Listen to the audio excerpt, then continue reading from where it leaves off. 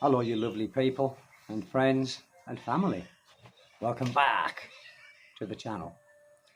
And it's just a follow-up really of the previous video that I did in reflection of some of the, in fact, a lot of the comments that I was getting saying, when I lost, I didn't lose the house. I walked away from the house with the scam. Now, a lot of you were saying, well, why did you just walk away from it? Why didn't you try and regain something out of it? The simple answer is you can't. Not in the Philippines. You simply can't. When you buy a house here, unless you're a citizen, regardless of your visa type, you will never own the property. It will never ever belong to you. Never, never, never belong to you. Now, again, a lot of you said, well, why would you do such a thing? Well, I think if you have the intentions of staying in the Philippines for a long time, you've got to weigh it up. You've got to weigh up rent, okay? Now, depending on where you are and depending on the kind of place that you are willing to rent, location, the size of the property, and obviously you've got neighbours. Generally speaking, when you rent these places, they're normally in rows, blocks, okay? So you can't choose your neighbours. Yes, when you buy a property, you can't really choose your neighbours, but you can choose the location and you can choose where you are. So you can buy a plot of land and then no one can build either side of you. So you have got a certain amount of privacy and peace, if you like. You will always have chickens. You will always have the roosters crackling on and making noises. You will never stop that. That's a fact. You will never stop that. It's a Philippine thing. And fair play, it's their country. I'm just here as a guest, okay? Now, getting back to buying and owning property here, and like if things go pear-shaped, which often they do, I've done it again. I bought this house here, but it's a different situation, and I know it's a different situation, guys. A lot of you might think, well, is it? Yes, it's far different situation. My wife, we are married. No kids apart from our kid that we have together. Different feeling, different attitude, different lots of things. Okay. So, did it stop me doing it again? No, it didn't. And I think if you have that mindset, well, I'm never doing that again. I'm never doing that again. Then you'll stay where you are. And like I say in many videos, it's horses for courses. If you enjoy doing that. Renting and moving around from place to place, that's brilliant. That suits people more than settling down and getting married. We're all different. Me, I'm not really interested in doing that. I've done it when I was younger. When I first got my divorce from my first wife, I looked 36, 21 years ago, 22 years ago. I did play around and I had a damn good time. But it gets boring after a while. Because it's something that you're just doing. You're going out, you're partying with your mates, you're picking girls up here and there, and that's not here, by the way. That was in the UK. So for me, I did that for years, maybe 15 years. I was doing it. I enjoyed myself, of course I did. I had a damn good time, but the excitement of it, or the chase, it wears off. So just because I lost one house here, and I wasn't throwing out the house, I decided to leave. Okay, and I think in any relationship, I would never stay anywhere where I was in a toxic relationship, or I was in a relationship where the other person didn't want me there. I wouldn't do it. Many of you would, many of you would hang around and stay there because you have this feeling that, you've put a lot of blood, sweat and tears into the property that you've built. But for me, it's a no-go. I would be more miserable walking on eggshells because the person that you're with doesn't want you there. It's simple. And if I got that feeling and that notion, why would I want to stay where I'm not welcome? Why would I want to stay where there is animosity and bad feeling? I wouldn't. So this is the reason why I just got my things, like I said, my suitcase and a couple of bags, and gone. I did it the coward's way, but she profed. I waited till she was gone, till she was out the house, and I just did a runner. But I prepared a little, and it was only a little studio apartment that I went to. And do you know, guys, and this is true, okay? When I was in that house and I just didn't feel right, she didn't treat me bad or anything like that. It's just, I just didn't want to be there anymore. I kind of knew what she was, and I didn't want to stay in that kind of a relationship. So I was unhappy there, and it didn't take me long to make my mind up. It took me about 1 week to find somewhere else, and I looked at it and I put the deposit down, and I paid, I think, 1 month's rent in advance and 1 month's rent deposit, and planned it. I planned it, right. She'll be out on such and such a day. This is when I will do my move, my my ninja in the night kind of thing. And do you know, guys, when I left, and this was not when I got into the new apartment, when I left that place with my bags and I knew I was never going to go back, I felt a sense of relief, like, oh, fucking brilliant, I'm out of it. I'm out of it, and I changed my, my SIM card in my phone. And as I said, I've never had contact with her since, and that was many, many, many years ago. And it was, for me, it was like a big weight had been lifted off my shoulders. Yes, the financial loss. Sometimes I used to think about it small. When I did think about it, it was when I saw that the house that I bought was for sale on Facebook Marketplace. And I saw the asking price. And I was a little bit pissed off, to be honest, because I thought, well, should I get in contact? Should I get in contact and ask? And I thought, no, I'm not even going to lower myself to do that. I'm not going to lower myself. Look, I was dragged into it foolishly. My fault. But some people are very clever in deceit, and they're deceiving you. And some people are more foolish than others, which I was at that time, obviously. But she was very good at what she was doing. So I can't blame myself, really. To a degree, I can blame myself a little bit, but I blame the person who is out for bad intentions, It's like the victim. It's like being a victim. Now, some people have said, well, it's your own fault. Well, let's just say you walk down the street and you get hit on the head by some mugger, by a hammer or something like that, and they take everything from you. Does that mean to say that you're the mug? It's your fault? Of course it's not your fault. You're the victim, It's unexpected to a degree. When I would have been a mug and an idiot is if I'd have continued to stay there and continue to contribute cash. That's when I would have been the mug and my own fault. So when I just realised all this, I was gone. I was out. Got into my new apartment, small, tiny. Sense of relief, really. I was like, oh, what a breath of fresh air. I can breathe again. I can do what I want. I haven't got to be walking on eggshells. And financial loss, yes, or what? Yeah, it was. And guys, there's a few of you said millions of what? Well, it wasn't millions of pounds or millions of dollars, because if it was, it would have been a bloody mansion, wouldn't it? It would have been, like almost a whole barangay if it was millions and millions of pounds. But no, it was pesos. It was billions of pesos, which still adds up to a substantial amount of money. And back then, I can't remember what the exchange rate was. I think it was about 71 or 72 pesos to the pound. That rings a bell. But then it did creep down. But I think that's what it was when I bought the house.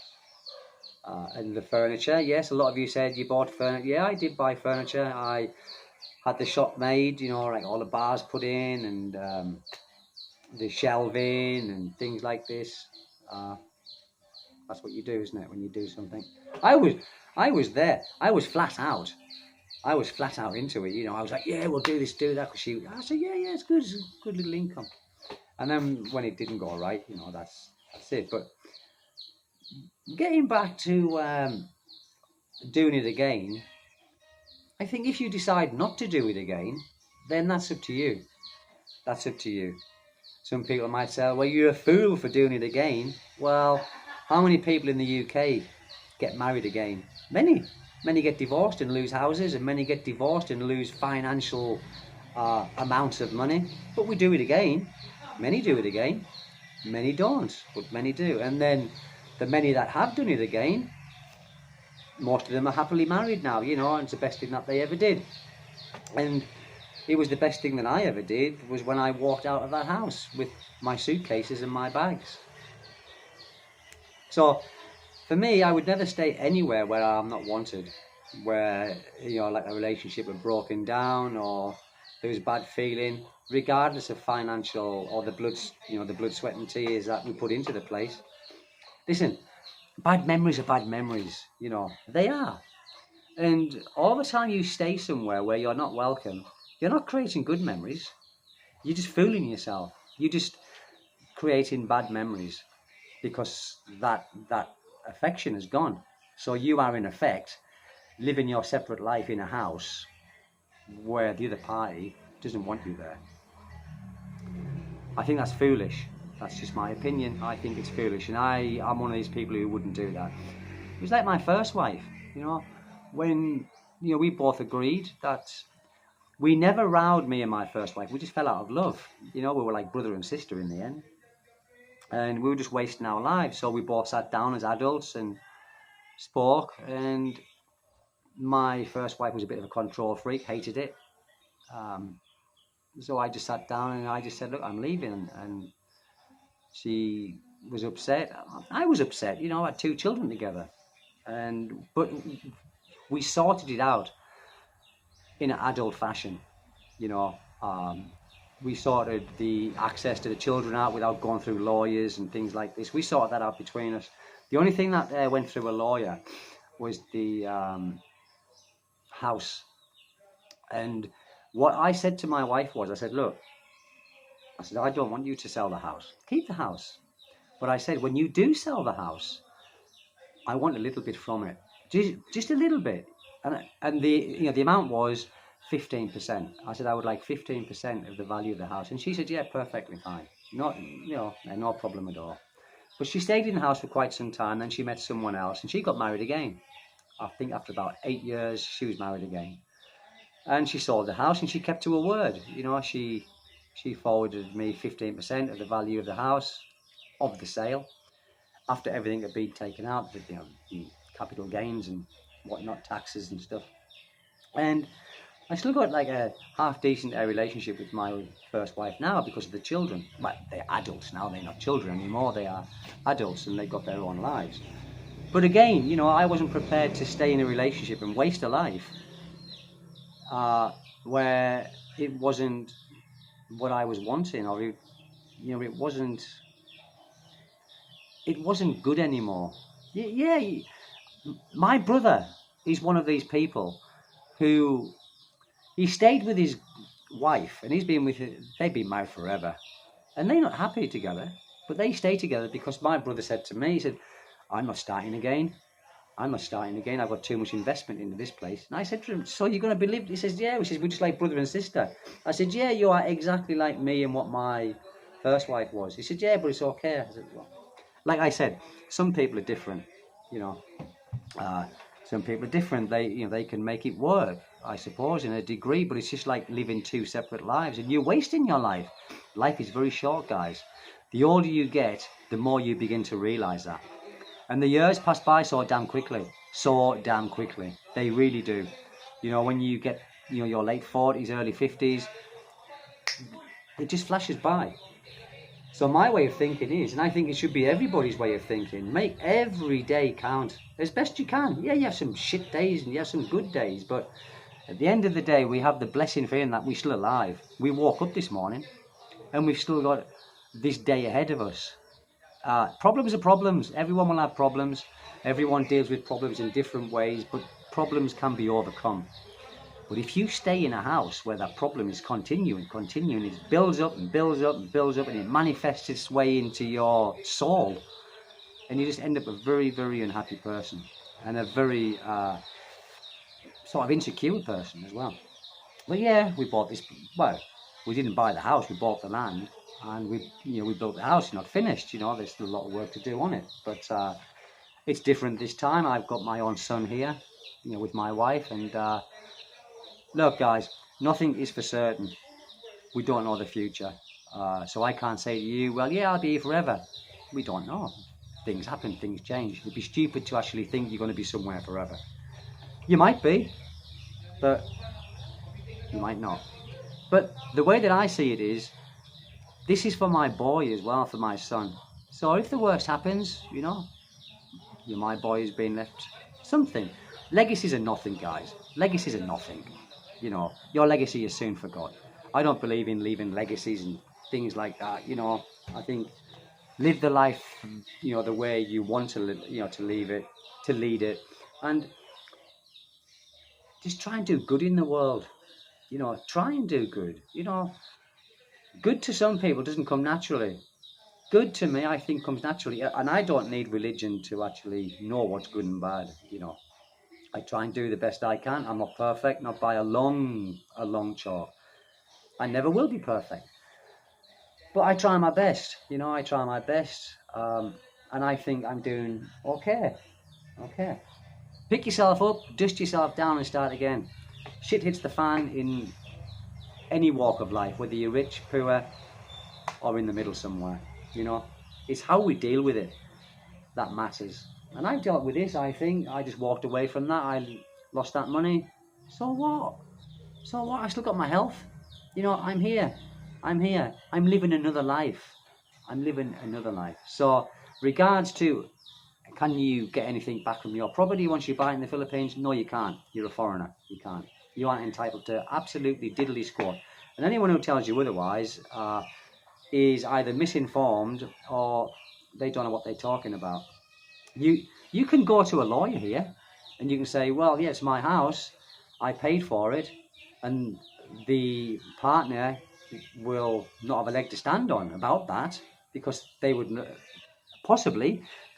have had the financial income to pay for the house. So the courts know, the lawyer knows who paid for the house, but it's the law. It's the law here. The law here is to protect the Filipinos.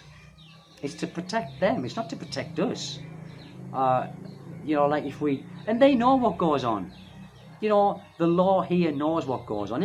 Immigration knows what goes on here with people, when they get married and they do this, and it all goes Pete Tom. It's a common thing. It happens to a lot of people. But it doesn't matter how hard done by you feel and how angry you get and thinking, I'm going to get half of this house back, I'm going to make her sell the house, blah, blah, blah. Well, forget it. It's not going to happen. And if it does happen, if you are still talking to your wife or girlfriend and she decides to sell the place and gives you some of the money, then that's all well and good. But don't expect the courts to side with you, because they're not going to. They will go in court with you, and because you can take it to court. You can make a case and take it to court.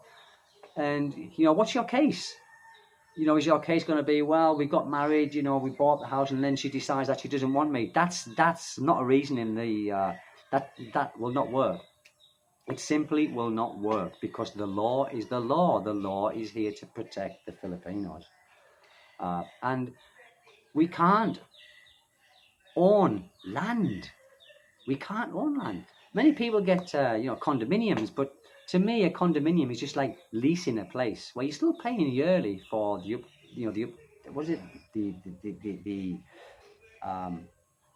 paying for the maintenance of the place and this and that and the other.